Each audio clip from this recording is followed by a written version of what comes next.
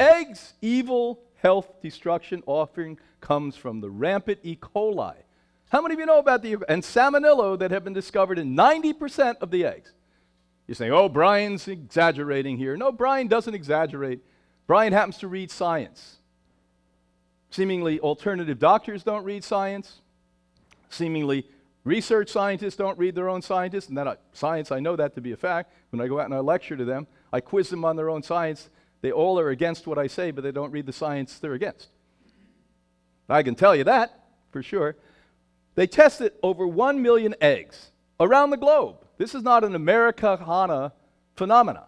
This is not only in the United States. You know, we're so mono-focused in America. You're going to hear a lot of the lectures here say America, America, America. I'm happen to be interested in global population.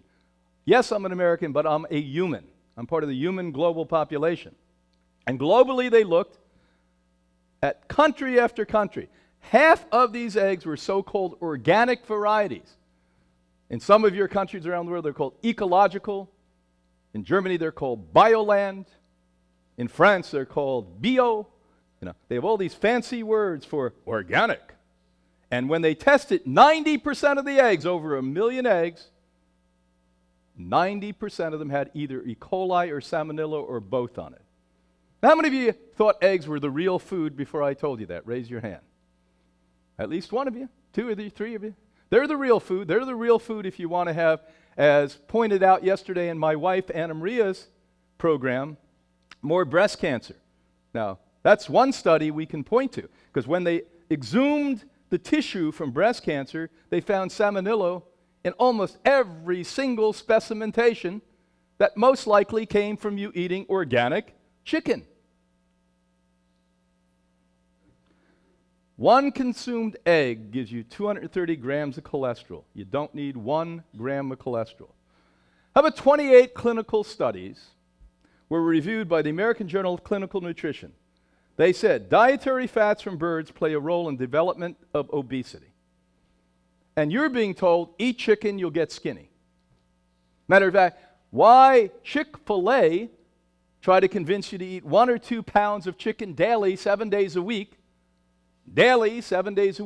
is so you could lose weight. Woo! And you say, well, that sounds better than steak. By fattening up the birds and injecting them with antibiotics and other pharmaceuticals, they bloat and you buy. You ever hear bloat and buy? That's what you're doing. They're bloating and you're buying. You're bloating and buying. Look at that. Plump, succulent, tasty, moist. Remember the word moist? It's moist, not dry. Well, Mama knew how to cook that well. Horrible stuff.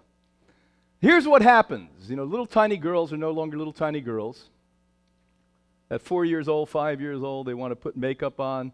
They start to grow bosoms now, commonly at 6, 7, 8 years old.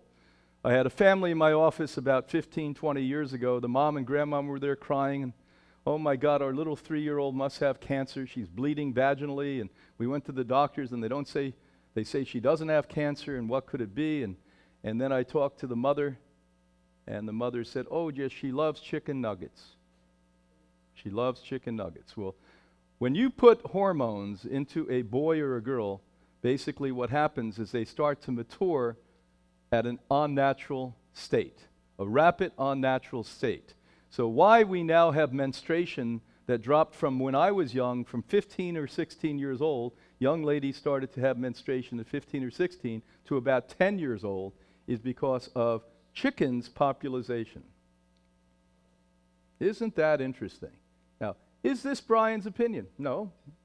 I have very strong opinions, but I also happen to read science, and the science tells us the number one reason for antibiotic resistance, the number one reason little girls have menstruation at 7 and 8 years old, the number one reason women have menopause now 10 years sooner than their moms, is because people are consuming more and more hormones that come from animals. And the animal of choice today for you yuppie, hippie, natural eaters happen to be chicken.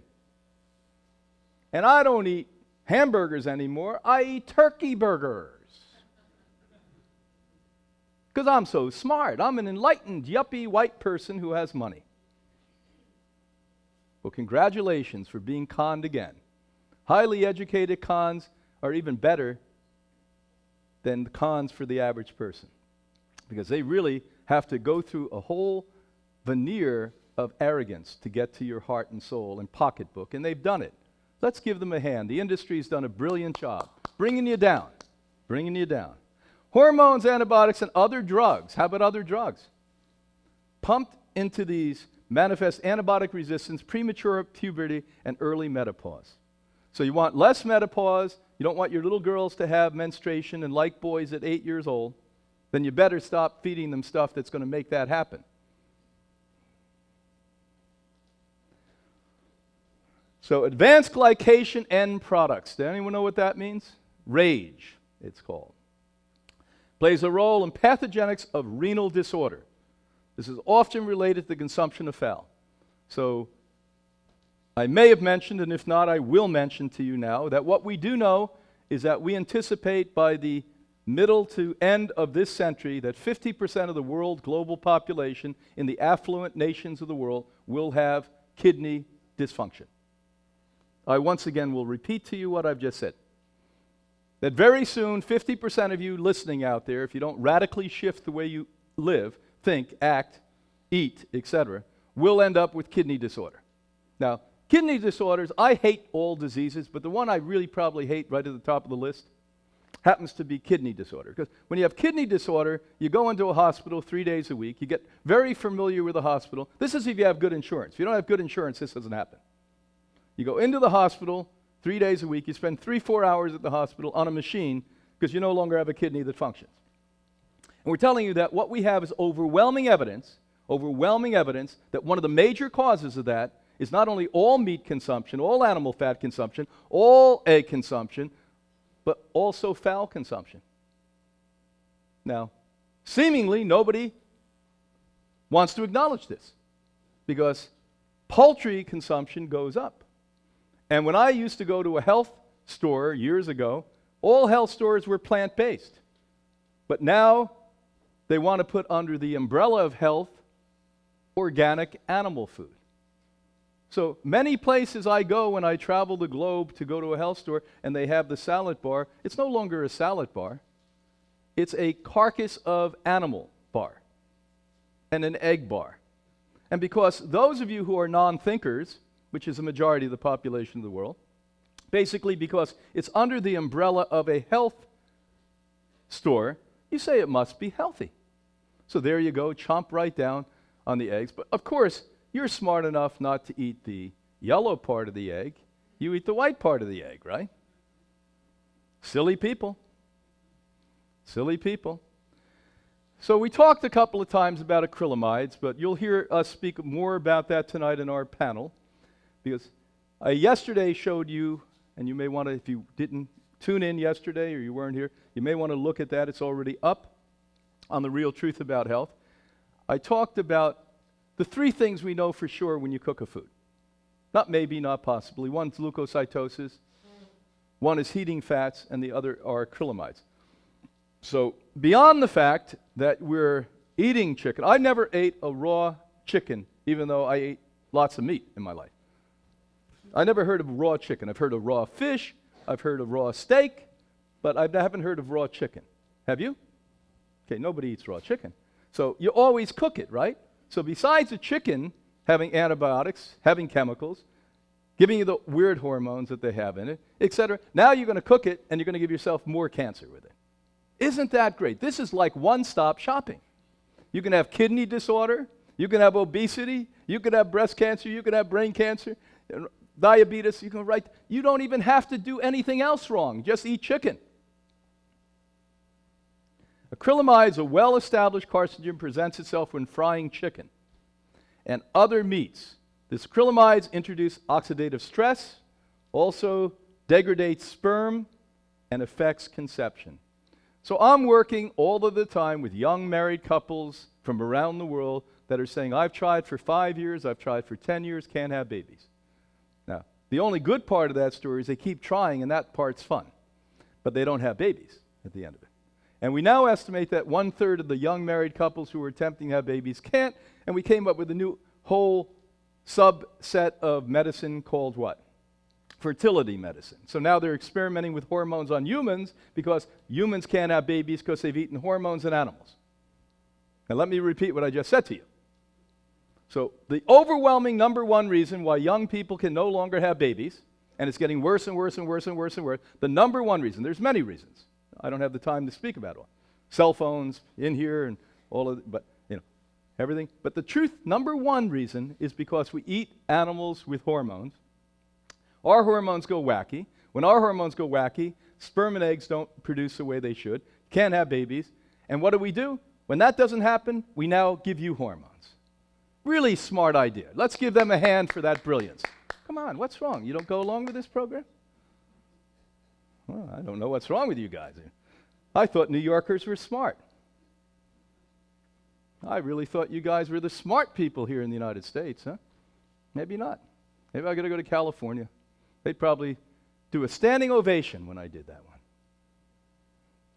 Meat science studies. Yes, they actually study meat. And every once in a while, we actually capture truth out of that, because usually they suppress this information. They don't want you to know what inside of the culture of the poultry industry does. So in their studies, they show that pan-fried duck, isn't that sounding like something you've heard at an Asian restaurant? Come in, have pan-fried duck.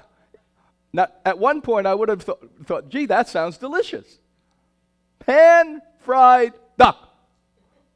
They're actually telling you what it is, and you don't regurgitate. The breast of the duck create a type of cancer that's unique to duck.